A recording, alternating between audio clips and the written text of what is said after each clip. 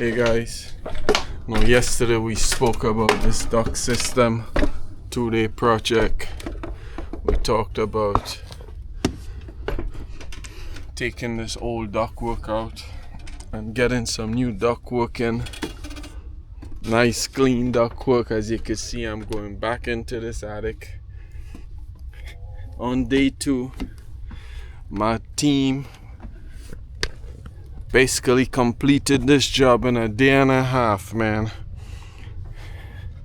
As you can see, we almost there. It's not 100%, but we're almost there.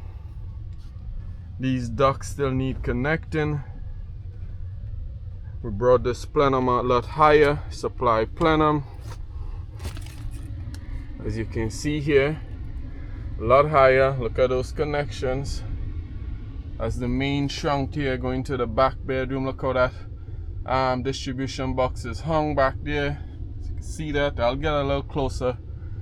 But ducts is hang straight, no sagging.